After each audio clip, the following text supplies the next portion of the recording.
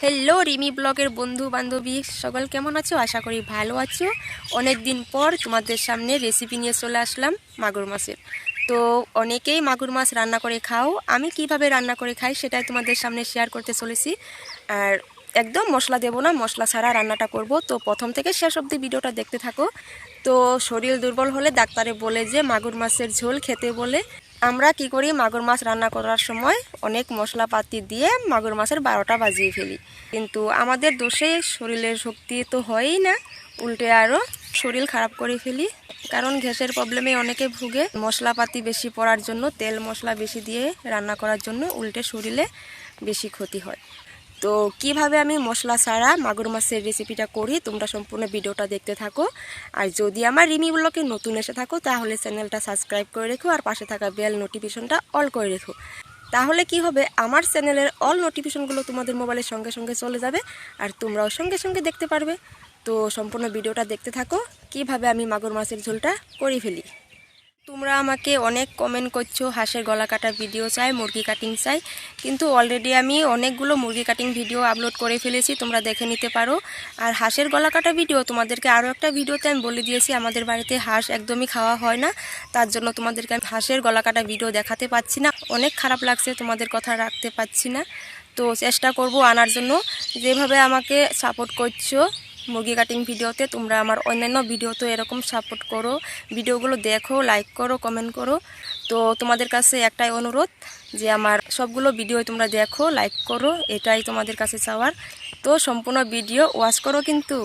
তো চলো কিভাবে আমি মাগুর মাছের রেসিপিটা করি দেখতে থাকো। চলো, আরেকটা কথা, যদি ভালো লাগে লাইক করতে কিন্তু একদম ভুলো না। তো একদম সহজভাবে ঝটপট বানাবো, একদম মশলা ছাড়া।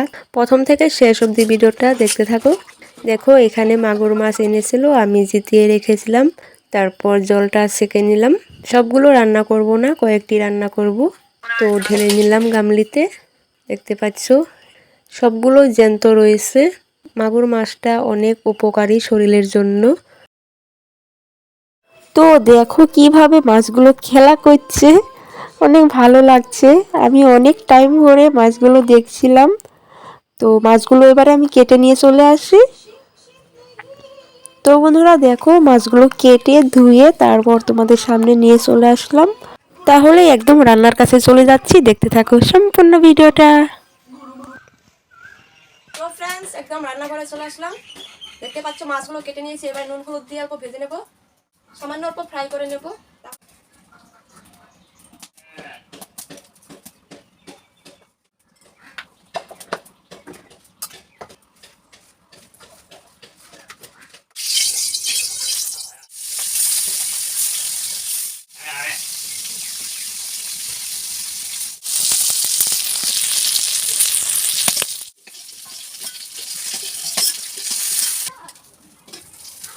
এতে মাছগুলো নামিয়ে নিয়েছি, এবারে রান্নাটা সম্পূর্ণ দেখতে থাকো।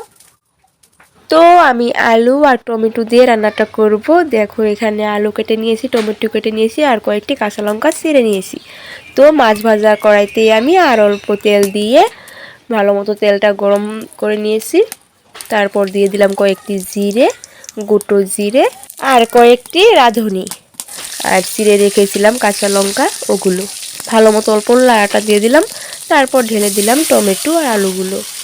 তো আলুগুলো ভালো মতো ফ্রাই হয়ে গিয়েছে, এবারে দিয়ে দেব নুন, তারপর দিয়ে দিলাম হলুদ গুঁড়ো আর সামান্য অল্প লাল লঙ্কার গুঁড়ো দিয়ে ভালো মতো লাড়াটা দিয়ে দিলাম। তো লাড়া হয়ে যাওয়ার পর অল্প টাইম ঢেকে দিলাম। ঢেকে দেওয়ার পর 3 মিনিটের মতন ঢাকা দিয়ে রেখেছিলাম।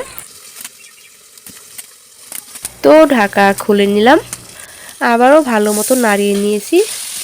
ভালো মতো ভাজাটা হয়ে যাওয়ার পর দিয়ে দিলাম জল। জলটা দিয়ে দেওয়ার পর আবারও ঢাকা দিয়ে ঝোলটা ফুটিয়ে নেব। তো তোমাদের পরিমাণ মতো তোমরা ঝোলটা দিতে পারো। আমি অল্প ঝোল ঝোলি বানাচ্ছি, তার জন্য জলের মাপটা অল্প বেশি দিয়ে দিলাম। তো ঝোলটা আমার ফুটে উঠেছে, দিয়ে দিলাম এবারে মাছগুলো। মাছগুলো ঢেলে দেওয়ার পর আবারও সামান্য অল্প ঝাঁকা নাকা করে নিলাম, মানে লাড়াটা দিয়ে দিলাম। তো দেখতেই পাচ্ছ আমি এখানে কোনো মশলা ইউজ করিনি, শুধু কাঁচা লঙ্কা দিয়ে রান্নাটা করেছি। অনেকে আছে পেঁয়াজ রসুন দিয়ে রান্নাটা করে, খেতে তো ভালোই লাগে কিন্তু কোনো উপকার পাওয়া যায় না। আমি এখানে জিরে গুঁড়ো ইউজ করিনি, কিচ্ছু দিইনি, সামান্য অল্প ভালো লাগার জন্য অল্প করে দিয়ে দিলাম গরম মশলার গুঁড়োটা। এটা তোমরা স্কিপ করতে পারো। তো হয়ে গেল রান্নাটা, এবারে নামিয়ে তোমাদেরকে দেখাচ্ছি।